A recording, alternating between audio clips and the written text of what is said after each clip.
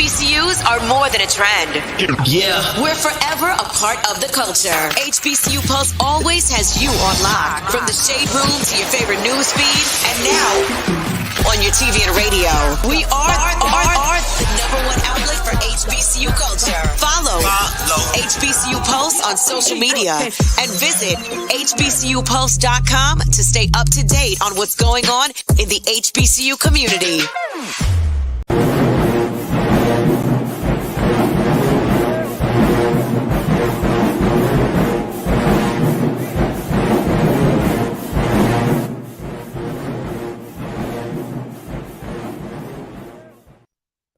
What's going on, everybody? This is Randall Barnes, the founder of HBCU Pulse and host of HBCU Pulse Radio, in the building for another special edition of the show on today, where we are doing another edition of the HBCU Experience interviews, this time for the book, The HBCU Experience, the Southern University System, 3rd edition, dropping book after book after book with some talented, amazing alumni. And we have brother Irone Roussell in the building. Man, listen, this brother is impactful, high school educator, entrepreneur, motivational speaker. Man, this man like Kurt Franklin, man. Like, listen, this man doing it all, man. He doing it all right here, man. So listen, I'm super excited to talk to him. He's done so many amazing things on the yard at Southern, and now he's in the book, The HBCU Experience, the Southern University System, 3rd edition. So let's go on and bring him on and talk to him right now. Hey, brother Russell, how you doing today? We can't, your mic is muted. We can't hear you right now. We can't hear you. Your mic is muted. How you doing, my brother? I'm good, man. I'm good. How's everything going? Let me go on ahead and start you right now. There, I don't mean no offense. I know what's coming. I know what's coming. Irone Roussell. I'm from New Orleans. Irone Roussell. Yeah, I knew I was coming. It's all good. I knew I was coming. I game plan. I'm like, man, that's already knew, man, but all good, all good. So, man, I'm super excited to talk to you, man. First and foremost, how does it feel, man? You're doing all these amazing things, and you're in the HBCU Experience, the Southern University System, 3rd edition. How does it feel to be in the book, man? It's amazing, man.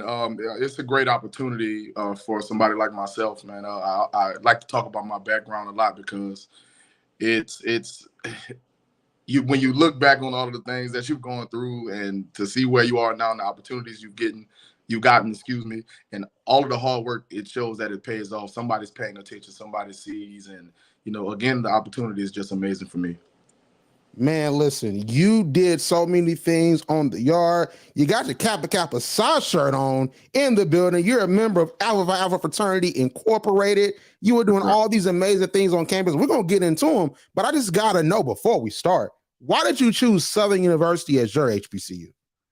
So basically, I chose Southern University simply because the people that were around me at the time, when I was trying to reshape my life and figure things out, and after everything I've gone through growing up with Hurricane Katrina in New Orleans and being relocated, the people in my life at that time were the ones that pretty much put me on a path where I needed to be.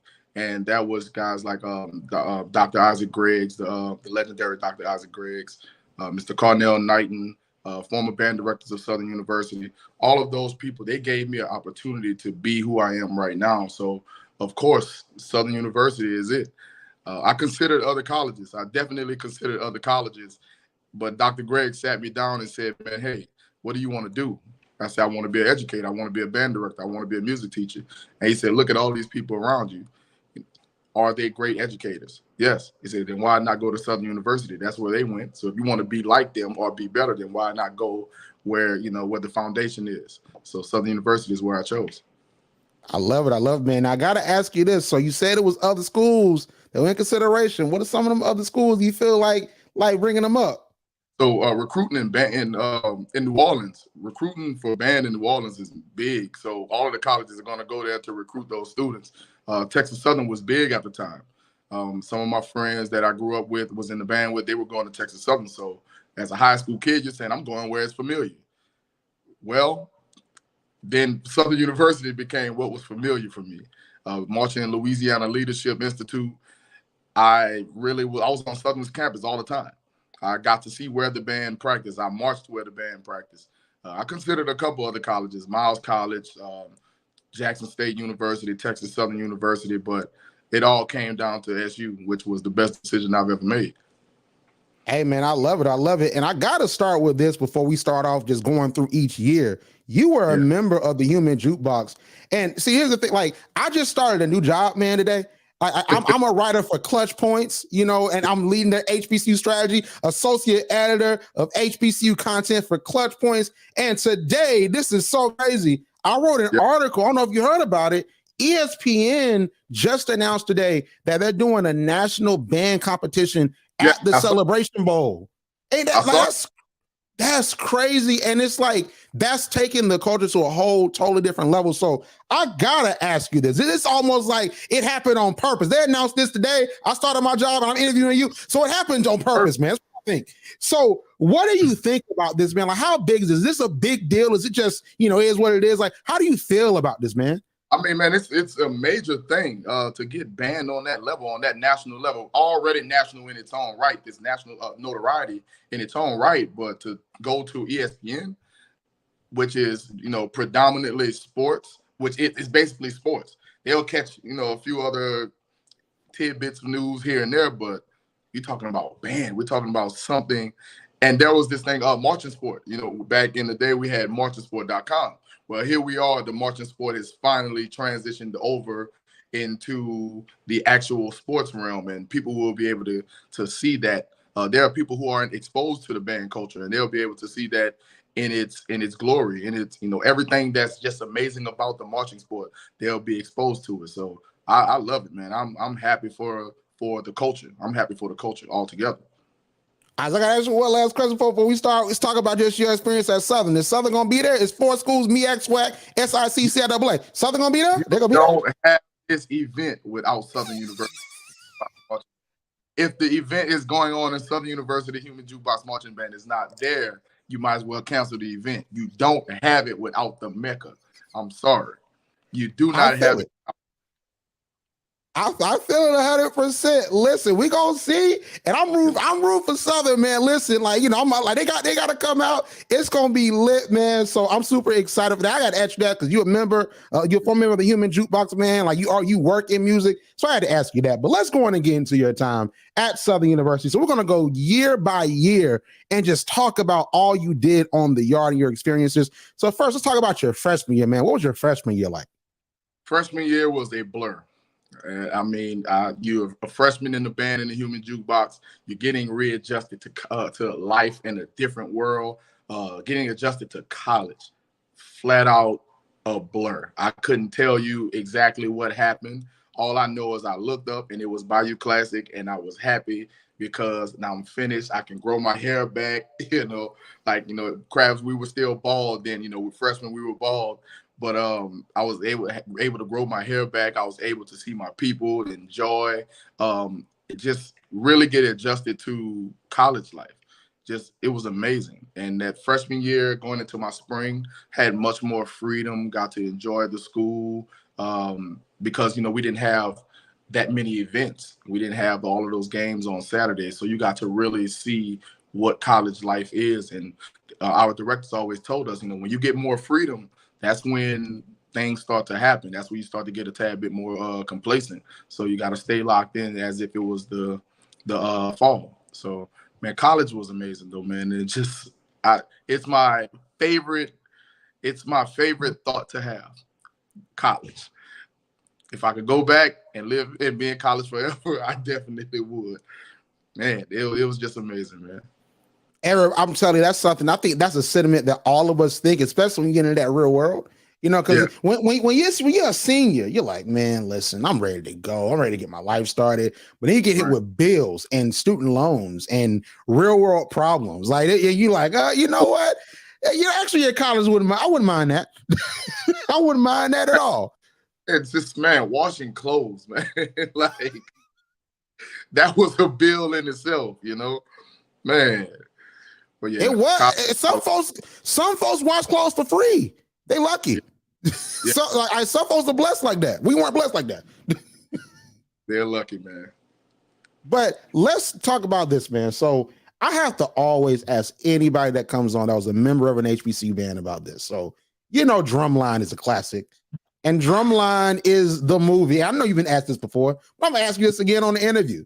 Like, was Drumline accurate? Because I was just watching the behind the scenes documentary. Nick Cannon hosted it, so it was on the DVD, and they had Nick Cannon hosted, and they were talking all about the process of the band, how they came with the movie, and not once did they say HBCU, and it was based off Dallas Austin's high school life.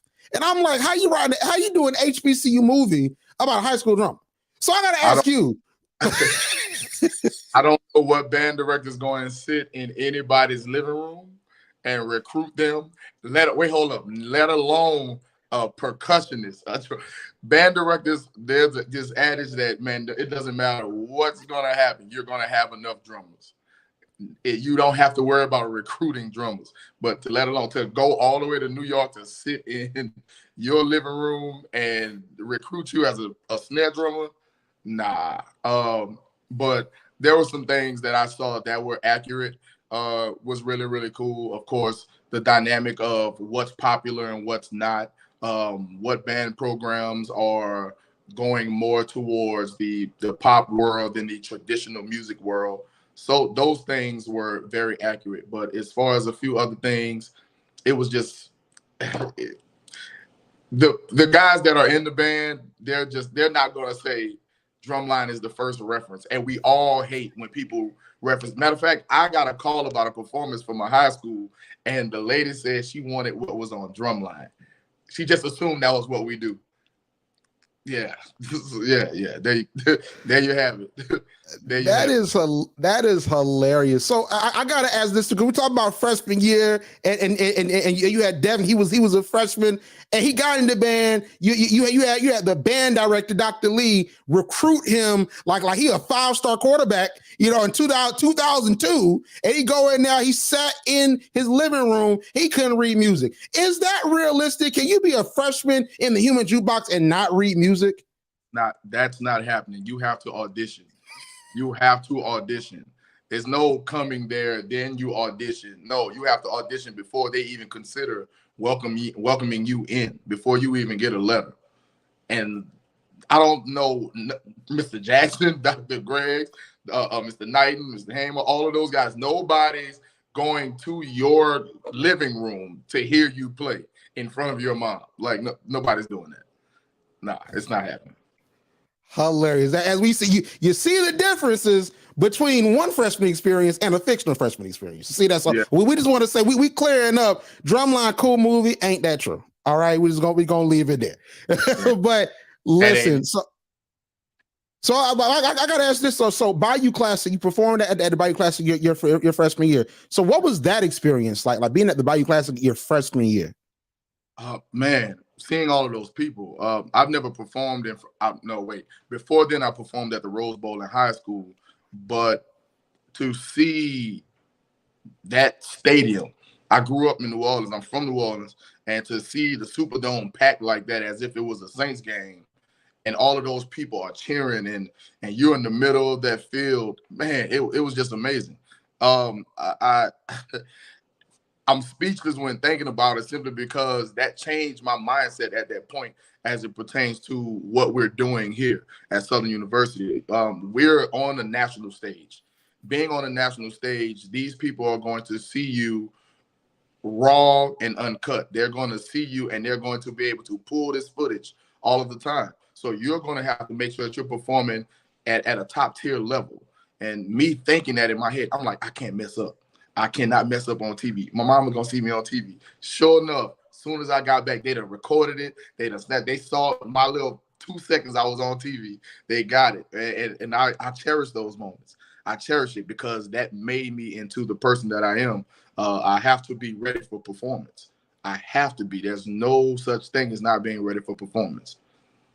I love it, man. And like those experiences, they shape you and grow you, and that's something that's unique to the HBCU experience, and it sticks with you all the time, like how it's just stuck with you. So let's get to your sophomore year. So freshman year was lit. We know it wasn't like Devin Miles from Drumline. You're performing, you on the media, your family see you performing. So sophomore year, like, was it just as lit? Like, what was sophomore year like for you? Oh yeah, So you get back as a sophomore, and you're just saying, "All right, cool. I'm not a freshman anymore." You start to feel yourself a little bit more. You start to step into some leadership roles, and I was a bit more vocal about what it was I was doing, because I had aspirations of being a section leader. Even being a band director, of course, I'd see all of the seniors, the juniors and seniors, they'd get up on the podium and they'd warm the band up and rehearse the band and even teach music. And I said, man, I got to be that. What do I have to do to prepare for that? Just knowing that this was coming, I had to prepare myself. And I cannot say that I did the absolute best job preparing for that moment when we got there. But I just knew at that point as a sophomore, I looked up to those people and said, I have to have it. So I was working extra hard to impress the directors and to improve as a musician and just to be somebody on the yard, That's where I was saying as a sophomore, now my focus is, who am I? Who am I to everyone else? It's one thing to be somebody to yourself, but other people are looking at you and that perception is their reality. I love it. So, like, to be somebody on the yard, like I love you saying that. So what do you mean by to be somebody on the yard? Because I know that, it's a, misconception about like popularity in college. Like, it's not as taboo. Going back to the media, a lot of people are like, hey, you have the jocks, you have this, you have that, you have the Greeks, you have the band. Like, what is somebody on Southern's yard when you're a part of the band? Like, are you like a celebrity? Are folks running up getting your autograph? Like, what does it mean to be a part of the human jukebox on Southern's campus? Well, when you're walking around with that S on, you already know that, one, you cannot embarrass the entity that you're a part of. You cannot embarrass Southern University band. That's one thing. All of the band members, we are who we are in our own right. But for me, I wanted to, at some point, say, what impact do you have here at Southern University? What impact do you have when people see you? What do they know you for? So people start to see me. Oh, you're the guy that you're in the band, or you're you're a part of a fraternity, or you're a part of something that's impactful. You're making a change. Or when I see you, there's a certain experience that I can relate you with that I have. So yeah, that was major for me. That was something that I thought about as a sophomore. Going into my sophomore year, I wanted to improve on who I was. Being in the band, I wanted to be somebody to my peers, to my crowd brothers, to the people that were in the band program, and just step into more responsibility. So being somebody on the yard is really more so about what impact can you make? What impact can you make that people can remember you by? So how did you balance schoolwork, social life, and being a part of the band? Because you sounded dedicated, like you were dedicated, to ascending up that ladder. And sometimes when you're dedicated to that craft and that journey, it's hard to juggle it all. Like school, you got to do school. It might be hard, but you got to do school. But sometimes when you're chasing success, you miss out on the social side of things. So how did you balance school, band, and your social life? I didn't have a balance. I'm just be honest. I didn't have a balance at all. A social life, you kind of get that where you can. Your hours in college are a bit longer. You're not going to sleep 10 p.m. It's not happening. We just getting out of band practice. Sometimes I'm still up 12, 1, hanging out, doing whatever. So you tend to find time for those things, the things that you really want. School, I got to do a few things here, a few things there. I got to work around at lunchtime. If I'm going to the union, maybe on the next day, I can't go to the union the next day. I have to go and practice. I have to go work on my recital. I have to go do all of these things. So you kind of, you make it work. You don't necessarily have a balance. I can't say somebody in college, you really have a set balance that you want to keep going as it pertains to your schooling and your working and your social life. You kind of let things go as they are, but you try to prioritize things so that you keep the main thing, Yeah, and the main thing. And I appreciate that honesty, because a lot of folks, like when you're in college, when you're in student leadership anyway, whether that's sports, whether that's SGA, rural court, Greek life, band culture, like it's hard to really keep that balance for real, and you lose yourself within it. So like, how did you keep the main thing? Like, how did you, keep yourself together in, handling your schoolwork and chasing ascending in the band? The goal in college is to graduate. And all of the goals were tied hand in hand. You can't be a section leader if you're not on your studies. You can't be a section leader if you're not socially conscious. You're not considerate of all of these people. You don't have a connection with these people. You can't be a section leader if you're not being a outstanding musician. You have to do all of these things. So all of them tie hand in hand. So the balance naturally works itself out when you're just doing right by all of your responsibilities. And what I hear from you is discipline. Like that's what I hear. I feel like the overwhelming, quality that I hear is that level of discipline that sophomore year, a lot of folks don't have. So I know junior year for you, the discipline carried you far. So tell us about your junior year. Like, what was your junior year like? Well, I can tell you this. The junior year was where the discipline slightly went out of the window. Because in the spring of my sophomore year, that I pledged, I crossed the Beta Sigma chapter of Alpha Phi Alpha Fraternity Incorporated, and at that point, I said, "All right, I have another huge entity that's a part of my life, and I have to find a way to put this on the plate and digest all of it." So stepping into that junior year, I was performing left and right, perform with the band, step show, step master this. We got this step show here. We're going to Bayou Classic. We're going to homecoming. We're stepping at another school. We're performing here, performing for these high school kids, middle school kids. Jump back to band. Have to perform here, there, the Union. We're traveling to California. You lose sight of some things at times, and school kind of fell off a bit. But I did my absolute best to pull up on the back end of my junior year because I was able to find that balance, if you will. I was able to find that balance that I needed to get back on track while doing all of these new massive things that I've added to my plate.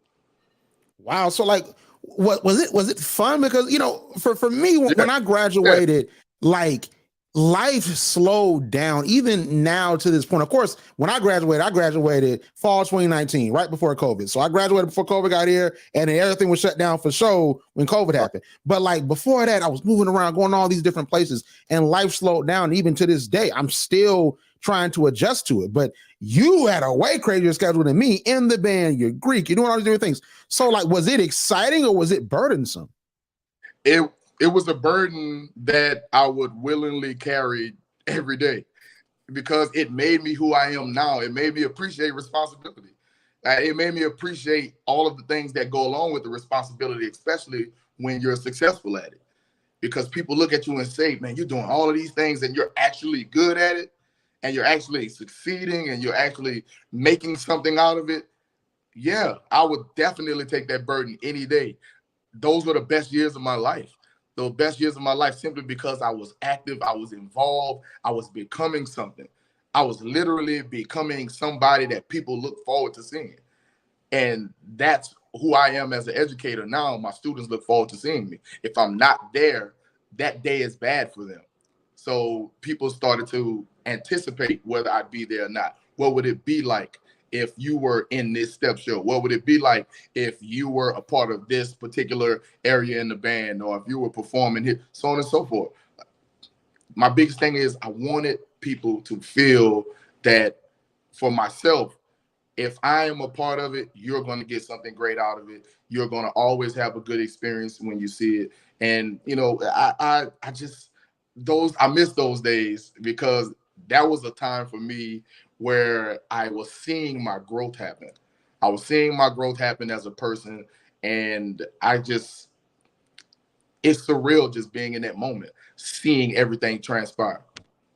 Man, listen, like in the comments, it said facts. We need you at all times. Like you was there, bro. Like you held it down. Like they needed you. In the comments, they said, man, we needed you. Yeah, man, that's actually one of my students, man. The young man is in the band program. Okay. He's a senior this year, and he'll definitely be graduating with scholarship options, man. So, but that's just how I live. I want my people that are a part of what I do to look forward to me being there. That gives me purpose to wake up every day to make sure that I'm in the building because somebody's dependent on me.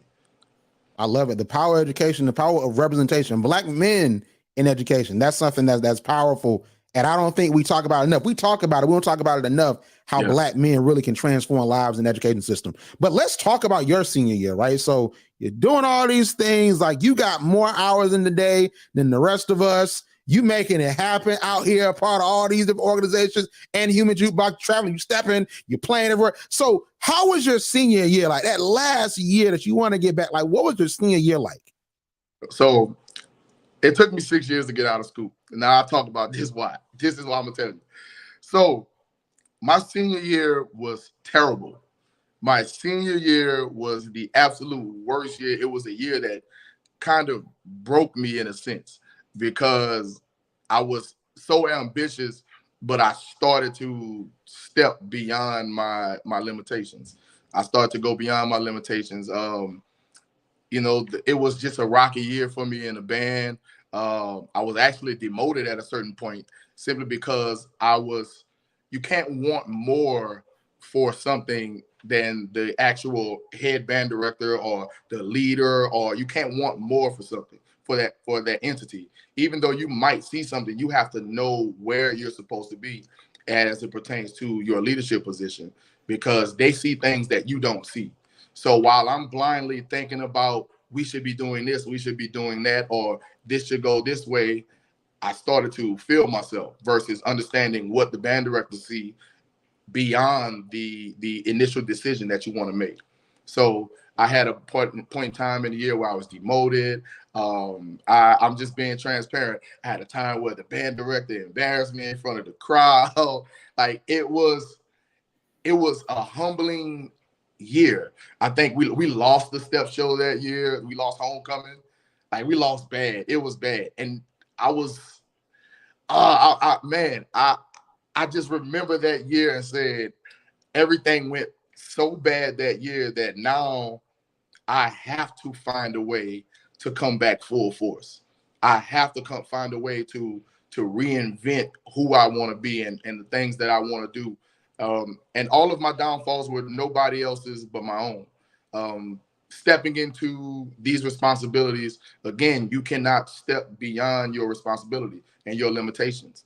Whatever your responsibility is, I learned that year. That's what you have to be. That's who you have to be. You have to make sure that you respect what's above you. You have to also respect what's below you and just continue to do your job the best way that you possibly can and respect all of your limitations. Senior year was wild. It was wild, but I remember everything vividly because that taught me all of the things that I should not do as a leader or an aspiring leader. So here we go. We move on into senior year B, which would be my 5th year. Came back full force, step team. My actual senior year, we had an arranging class at Southern University. So just being able to write your music and have the Southern University band play it is amazing. Well, my arrangement that I wrote was terrible. It was terrible. And I still have peers from the band. They'll call me randomly and clown me about that all the time, like literally. But that next year where I came back, when I did Trey Songz, Dive In, and I did a great job with it, and they were just cheering. They're like, yeah, man, you did your thing. I felt redeemed. The next year, we went to with the step team with Alpha, with Beta Sigma. Went to nationals, all the way to nationals. Won Bayou Classic, won homecoming. Like we were just winning. We were on a tear because I just had a brand new, fresh mindset that next year as it pertains to who I wanted to be and what I wanted to do and who I want to become as a leader. Yeah, it was a time that I had to put in, but it was all worth it, man. All of the downfalls, everything, the good, the bad, it was all worth it. Man, like, listen, we talked about Drumline. They need to make a movie about you. Telling you, man, we talking about the book. You got a chapter in the HBCU Experience, the Southern University System 3rd edition.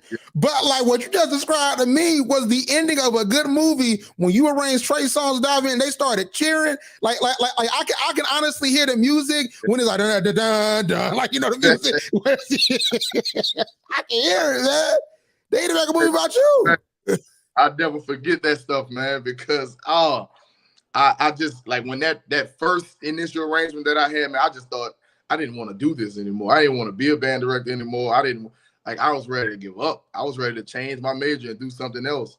You know, I just felt demoralized. But, you know, that's the thing about Southern University, man. It's going to keep you honest. Southern will keep you honest about who you are and what you're doing, because everything about this university is genuine. You don't get to fake it.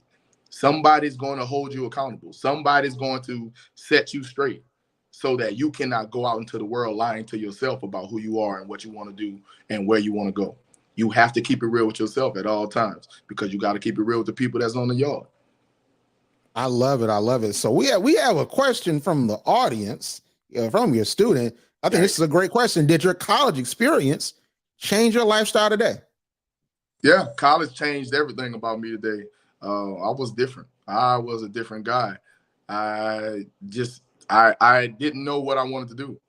And I just finished talking to them about that today.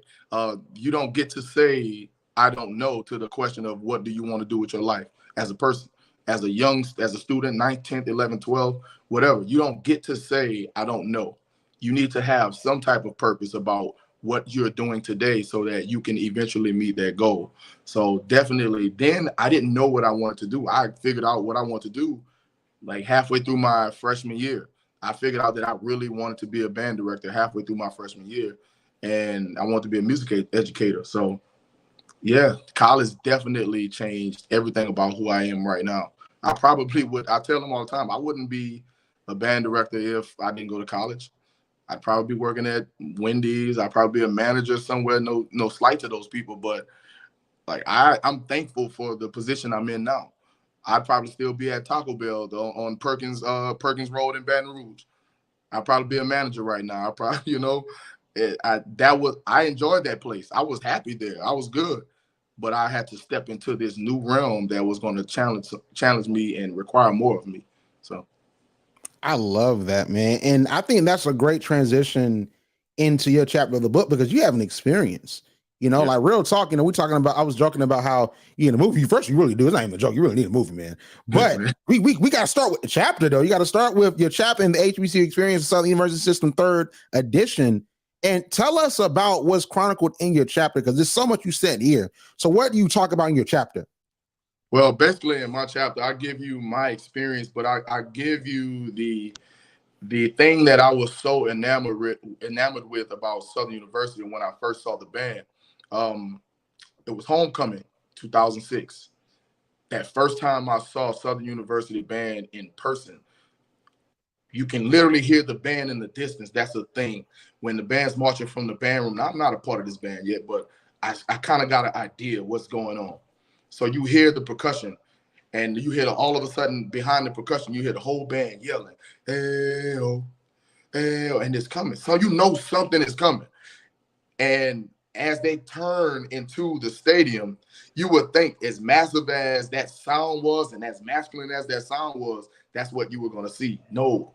First thing you see, the dancing dolls, elegance, grace, strength as women, and they come through and they're the forefront of this massive entity that you in your mind have imagined is about to turn the corner. You see them first, and then it's just like, okay, this is about to be good. So the band comes through, they're playing Get Your Number by Mariah Carey, and I'm just like, man, I have never heard anything like this before. I've been in band all this time, but I've never heard it like this. I've never heard that stereophonic sound. I've never heard that massive sound coming from an entity. And I just said, I feel it. It's one thing to hear it, but you feel it. When you feel it in your chest, man, that's different. It's totally different. Fast forward to halftime. They performed Love and Happiness. They performed Love and Happiness, and the guy was singing, man, I forgot his name, but he was singing.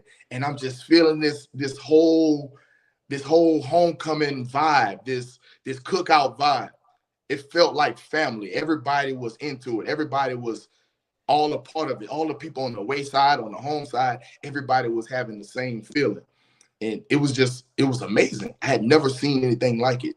Never seen anything like it. So at that point, I said, yeah, I'm going to Southern University. I'm definitely going. I'm going to this university. I'm going to be in that band. I am going to be a part of that band. I'm going to be a figure in that band. I'm going to become something whatever I figure out what I'm going to do, I'm going to become something. But it is going to start with that group. It's going to start with Southern University. So, man, going even into that, talking about being on ESPN. I stepped on ESPN. We what was it? Sports Nation with Michelle Beadle and forgot my guy's name. Colin Cow was it Colin Cowherd or was it somebody else? It wasn't Colin Cowherd. It's a black guy. Marcellus Wiley. Marcellus Wiley. Yeah. So we stepped on Sports Nation, man, and that clip comes up from time to time, and I just have to watch it, and just remember that moment. It was beautiful. It was I never forget it, and people would constantly send that to me. Man, I remember this day. We were cheering for you, and I'm like, I don't even know you. Like, I don't even know who you are, but you were cheering for me. What's up, man? How you doing? What's good? And that was a beautiful moment. That was amazing. Those times you don't just get, it don't just happen. Like, you have to be set up for that. You have to have done something to be even considered to be, in that position. So yeah, man, it's a lot, man. It's a lot. I do my best to describe my experiences. I do my best to give you a way that I can, just paint the picture for you. But yeah, man, listen, see, it's a writer's strike right now going on in Hollywood, but we basically got the script ready. Just get your chapter, and we just convert that thing to a script, and we go. If I can get this movie off the ground, y'all ain't got nothing to worry about. You're gonna be the first person I come and see. Man, listen, first interview, come on. We're gonna definitely. And the thing about the tagline gonna be better than Drumline. That's gonna be the tagline. Based on a true story. I met Nick at a Bayou Classic, man. So if you want me to tell my story, I can do it. I can do it. Talk to me about you met Nick at a Bayou Classic. Talk to me. Tell me about the story. Tell me. I can make Drumline 3 happen, man. Look, if I can make it the best Drumline ever. So you gotta tell me. So how was that meeting Nick Cannon at the Bayou Classic? How was that? How'd that happen? It was great. Real cool dude, man. And he was a host, but just to sit and talk to him for 2 minutes, just sit there and chop it up with him for 2 minutes before he jumps back on to hosting and whatnot. Just him saying, man, hey man, I love what you're doing. This is great, man. You guys did amazing. Just being able to be in the presence of somebody who's doing something on a much larger level than you, and them still be as humble as they are with with their words. That was amazing to me. That was great. And to hear him say, hey man, y'all doing a great job. I love what you're doing. Keep it up, man. Keep going. That was all the world to me. That was all the world. Like, same thing. I don't want to go into name dropping, but I'm blessed, thankful that Southern University put me in to the position to meet all of these people. I ain't about to go into name dropping. I could keep going, but Southern University put me in this position to meet all of these people, to do all of these great things. And like I said, I'm blessed. They say sky is blue and the sun is gold. God must be a jaguar. I love it, man. Listen, I'm to tell you what's going to end up happening. You got the students listening to this interview. When you get to school tomorrow, they're gonna be like, hey, so who are these people you met? Nick Cannon. Let's start the list. So you got to tell somebody offline what people you met. Yeah. Hey, look, I got the pictures. But the pictures don't mean anything. Those 2-minute, 3-minute conversations with them, just to hear them say great things to me, like that was a blessing. That was a blessing. Man, listen, I love it, man. Listen, you have an amazing story. We can't wait to read your chapter. Like I said, it's going to be like a movie. So we're super excited. The HBCU Experience, the Southern University System 3rd edition, is coming out on August the 3rd on Amazon. Make sure to go get it and read this chapter. It is powerful. So before we go, tell everyone where they can find you on social media. You can find me on social media, on Instagram at IR1X777. Again, IR1X777. Or you can follow me at The Flocus Brand, which is my brand, TheFlowcus brand, The Flocus Brand. You can also follow me on Facebook, Irone E. Roussell. That's me. And just stay tuned. I'm also the band director at David W. Carter High School here in Dallas, Texas. So you can follow at DWCC Band, and you can keep up with us in all of these great performances that we have, man, and cheer my students on. Let them see you. Let them feel you, you know? I love it. I love it, man. You're doing a lot of amazing things. We appreciate you for what you're doing with the youth down there, man. Like that's super important. Like my brother is in high school. He's in band. He loves his band director. So I already know what that be like. Trust me. I already know what's up, man. See me making yeah, I already know it, man. So listen, you making a big difference. We appreciate you. We're gonna get the book. And Brother Roussell, man, I appreciate you for coming on, man. Man, I appreciate you for having me, my brother. Thank you. Keep doing everything that you're doing, bro, and pushing the culture forward for HBCUs. Most definitely, man. Thank you so much. All right, Doctor. All right, man. Man, that was an interview, man. That was an amazing interview. We appreciate Brother Roussell for coming on. The HBCU Experience, the Southern University System, 3rd edition, coming out next week on August the 3rd. You can order it on Amazon. Make sure to check it out. I know I will be. And I know that y'all going to be back tomorrow. Got another series of interviews, 2 people coming up on tomorrow, man. But thank you so much for tuning in, and I will see you on the other side. Like what you hear?